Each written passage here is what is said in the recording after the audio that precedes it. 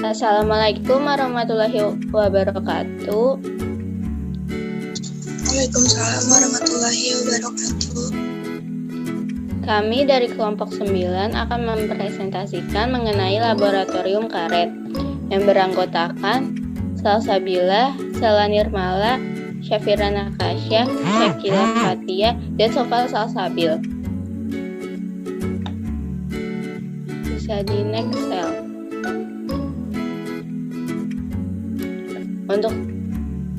Untuk selanjutnya akan dipresentasikan oleh Syafira. Silakan Syafira. Baik, terima kasih kepada moderator. Di sini saya akan menjelaskan apa itu laboratorium karet. Nah, laboratorium karet merupakan laboratorium yang digunakan untuk menganalisis mutu lateks karet alam sesuai dengan standar ASTM D 1076/15 dan berbagai parameter penentuan sifat kimia ataupun komponen karet sesuai dengan standar nasional maupun standar internasional. Bisa di next. Nah, pada lab karet ini dibagi menjadi 3 bagian. Yang pertama adalah laboratorium konvensional, laboratorium instrumen, dan laboratorium fisika. Laboratorium konvensional ini pengujiannya dilakukan secara gravimetri, titimetri, dan adanya persiapan untuk pengukuran secara instrumental analisis. Lalu juga dilakukan kalibrasi alat seperti alat gelas ukur dan alat timbang dan membuat larutan untuk melakukan standarisasi. Pada lab instrumen, laboratoriumnya menggunakan instrumentasi dengan berbagai peralatan yang dibutuhkan untuk menganalisis unsur-unsur atau senyawa dalam sampel secara kualitatif maupun kuantitatif. Bisa di next. Nah, dan selanjutnya itu ialah lab fisika.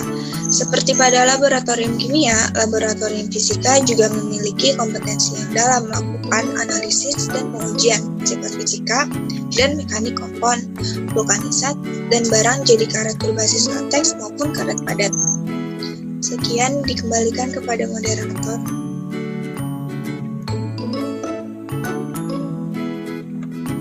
Baik, selanjutnya ada parameter uji yang akan dipresentasikan oleh Salsabila.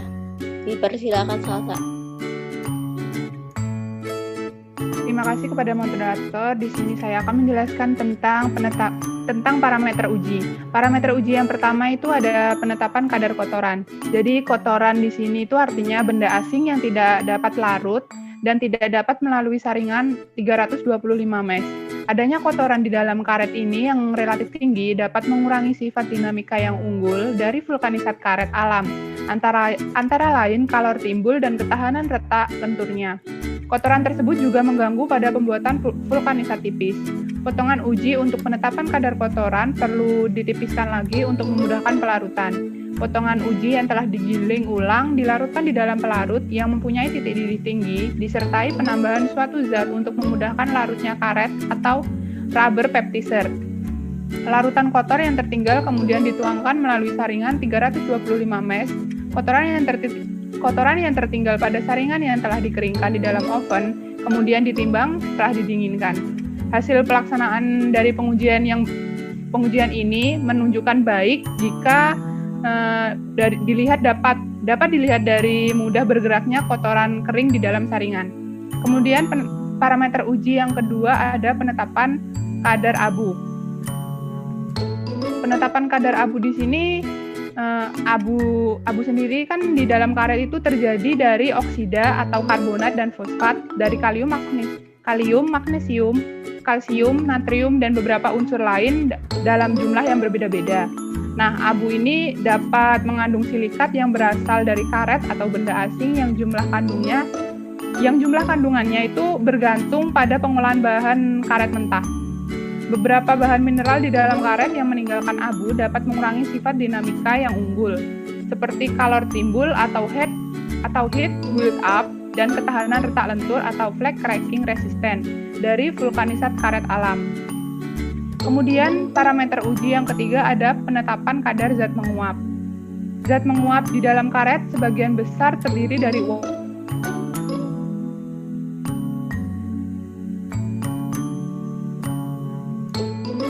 uap. Uap adalah bobot yang hilang dari potongan uji setelah pengeringan. Adanya zat yang mudah menguap di dalam karet, selain dapat menyebabkan bau busuk, memudahkan tumbuhnya jamur yang dapat menimbulkan kesulitan pada waktu mencampurkan bahan-bahan kimia ke dalam karet. Pada waktu pembuatan komponen tersebut, terutama untuk pencampuran karbon black pada suhu rendah. Potongan uji untuk penetapan kadar zat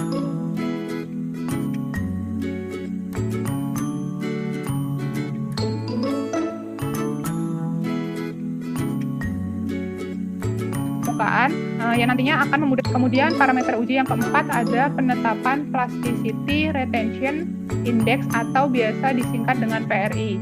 Ini adalah cara pengujian yang sederhana dan cepat untuk mengukur ketahanan karet terhadap degradasi oleh oksidasi pada suhu tinggi. Pengujian ini meliputi pengujian plastisitas Wallace dari potongan uji sebelum dan sesudah pengusangan di dalam oven dengan suhu 140 derajat Celcius. Suhu dan waktu pengusangan diatur sedemikian rupa sehingga dapat memberikan perbedaan yang nyata dari berbagai jenis karet mentah. Nilai PRI yang tinggi menunjukkan ketahanan yang tinggi terhadap degradasi oleh oksidasi. Kemudian yang kelima ada penetapan tebal plastik pembungkus bandela. Di penetapan yang kelima ini kita membutuhkan alat dan bahannya itu thickness gauge dan gunting. Kemudian cara kerjanya sendiri itu pertama sampel uji digunting selebar 5 x 5 cm. Kemudian plastik jarum mikrometri itu harus berada pada posisi 0. Lalu kita tekan tombol alatnya itu ke bawah. Kemudian si sampelnya itu diletakkan di antara kedua lempeng. Nah, nanti di jarum mikrometrinya itu akan menunjukkan angka, kemudian angka itulah yang akan kita catat. Kemudian yang terakhir ada parameter uji penetapan titik leleh plastik pembungkus bandela. Nah, di penetapan ini kita membutuhkan alat dan bahan seperti melting point aparatur, termometer kapasitas 230 derajat Celcius, kemudian pipa kaca kapiler. Sedangkan cara kerjanya sendiri adalah pertama-tama tuh si sampel uji itu digunting selebar kurang lebih 1 mm. Kemudian si sampel itu diletakkan di dalam pipa kaca kapiler. Kemudian pipa kapilernya itu tuh diletakkan di pipa kapilernya sudah ada sampelnya tadi itu diletakkan di lubang pada alat. Nah, kita tunggu sampai si sampel mulai keriput atau meleleh. Kemudian kita catat suhu yang sudah ditunjukkan oleh mikrometer tersebut. Sekian penjelasan dari saya kembalikan ke moderator. Baik, untuk selanjutnya akan dijelaskan oleh Sela. Dipersilakan Sela.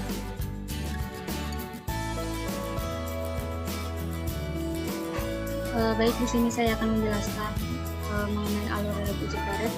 Yang pertama itu karet sintesis dari jenis etilen propylen monomer dan karet alam ditimbang sesuai dengan yang dibutuhkan. Kemudian karet alam dimastikasi menggunakan penggiling terbuka, open nail, hingga plastis. Lalu ditambahkan karet sintesis, EPDM, hingga homogen. Sambil digiling ditambahkan titanium oksida hingga campuran karet alam dan karet sintesis menjadi warna putih, lalu ditambahkan pigmen yellow hingga campuran seluruhnya menjadi kuning. Proses selanjutnya yaitu ditambahkan aktivator, koaktivator sampai homogen, kemudian ditambahkan bahan pengembang dan bahan kimia, bahan pengisi, bahan pencepat, antioksidan, dan terakhir ditambahkan sulfur sambil digiling hingga homogen. Kompon yang dihasilkan selanjutnya dicetak pada temperatur 125 derajat Celcius plus minus 2 derajat Celcius selama 20 menit.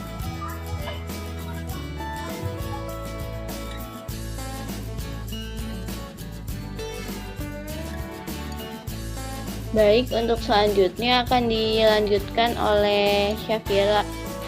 Silakan Syafira.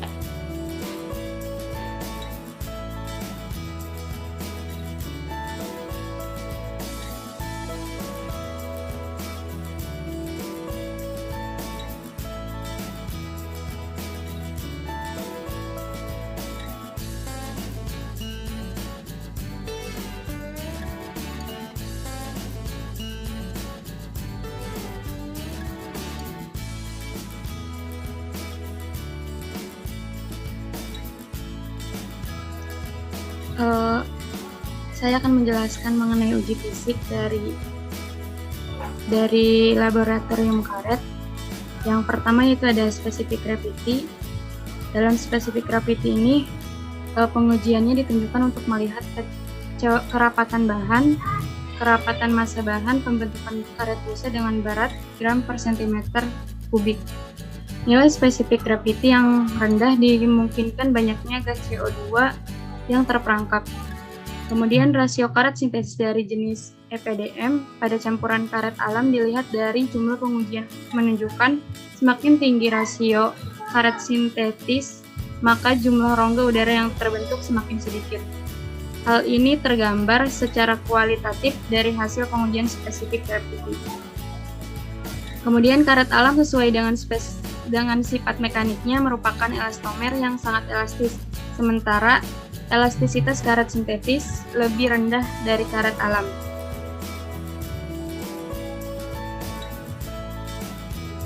Selanjutnya ada compression test.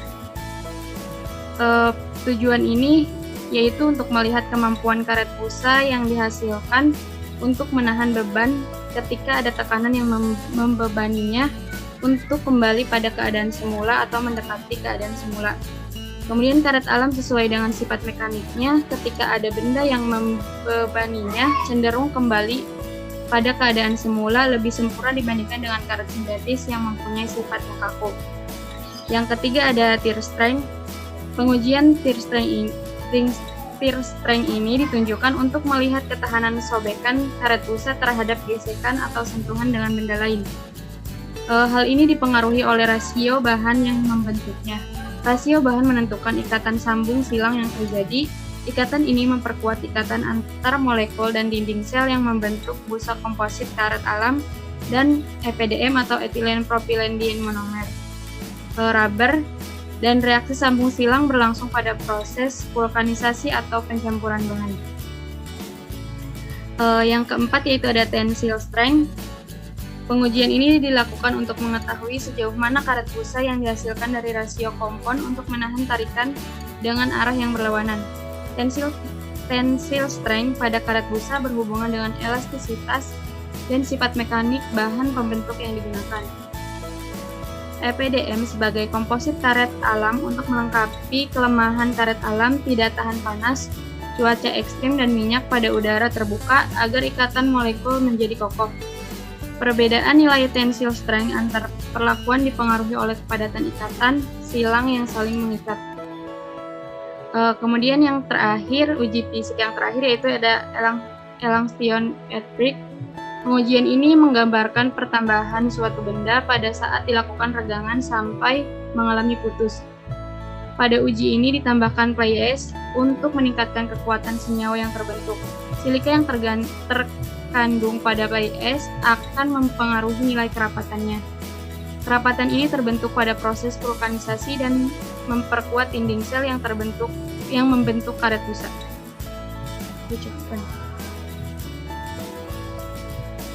Saya kembalikan ke moderator.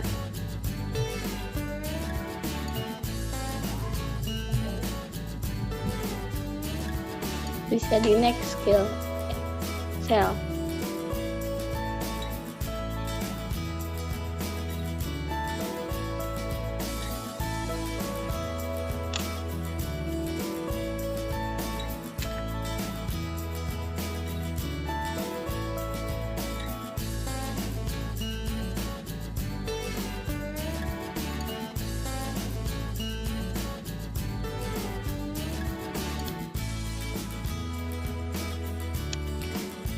Untuk selanjutnya yaitu ini merupakan layout 2 dimensi dari laboratorium karet yang dibuat oleh kelompok kami.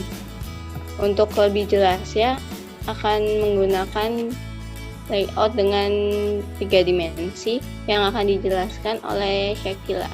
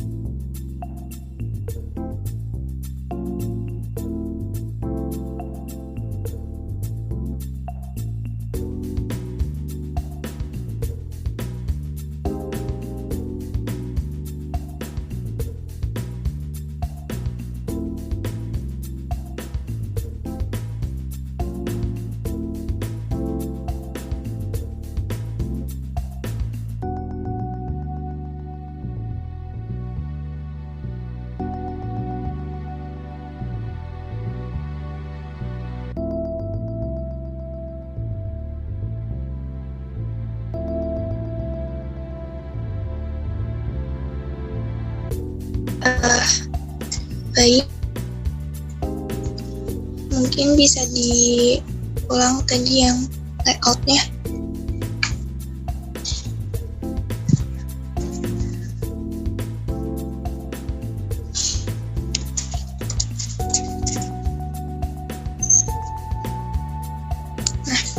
Ini layout dalam bentuk 2 dimensi, dapat dilihat untuk panjang lebar dari lab ini berukuran 10.000 mm dikali 10.000 mm dengan panjang pintunya itu berukuran 10.000 meter 1000 mm dan panjang meja yang izin pakai pen ya. Panjang meja yang di sini berukuran 2950 mm. Lalu untuk pintu yang masuk ke lab sebelah sini berukuran 1500 mm.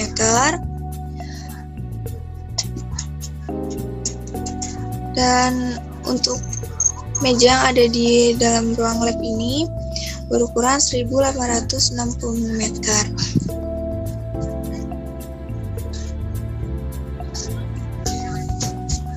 Untuk loker yang terdekat dari pintu masuk ini berukuran 1900 mm. Mungkin untuk lebih jelasnya lagi dapat dijelaskan melalui SketchUp layout yang berbentuk 3 dimensi agar lebih jelas lagi ruangan-ruangan labnya dan fungsi dari lab tersebut. Cukupkan.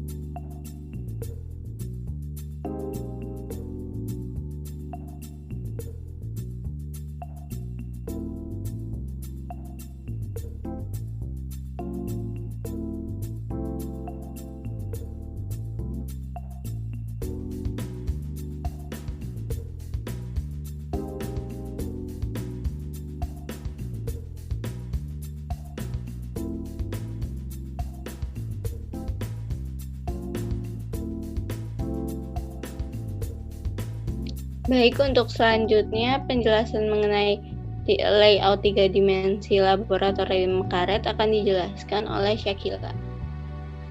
Untuk Syakila dipersilakan.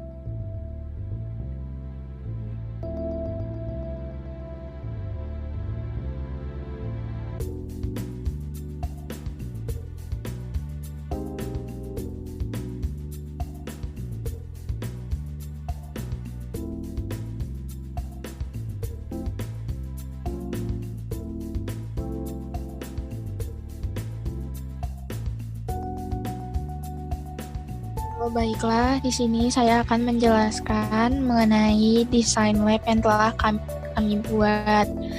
Desain lab karet ini kami buat dengan ukuran 3 modul, yaitu 9 x 9, 9,9 dikali 9,9 meter. Jadi bentuknya itu adalah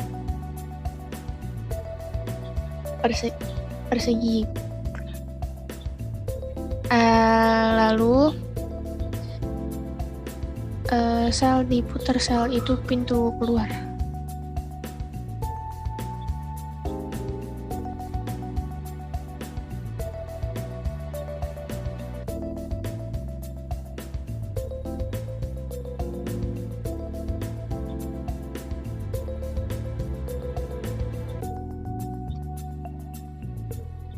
Nah, di sini ini adalah pintu masuk. Pintu masuk kami buat dengan ukuran 1 meter, lebar 1 meter. Lalu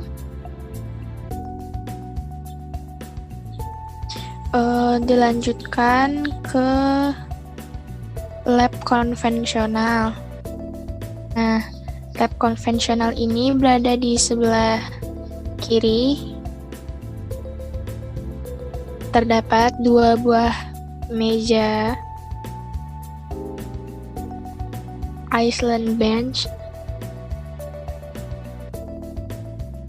Lalu terdapat pula meja kerja, meja tulis, rak penyimpanan, dan yang terletak di paling belakang itu adalah ruang asam yang di dekat pintu keluar.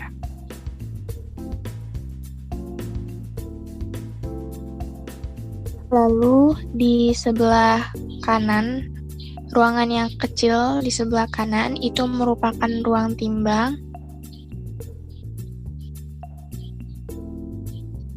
Dan di belakangnya itu ada ruang lab fisika.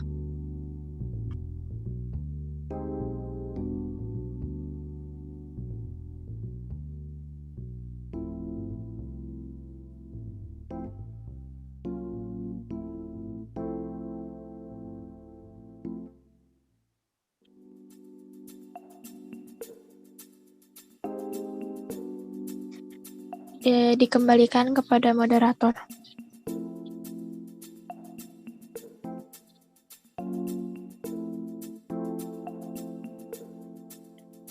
Baik, sekian presentasi dari kelompok kami mengenai laboratorium karet. Kurang lebihnya mohon maaf. Wassalamualaikum warahmatullahi wabarakatuh.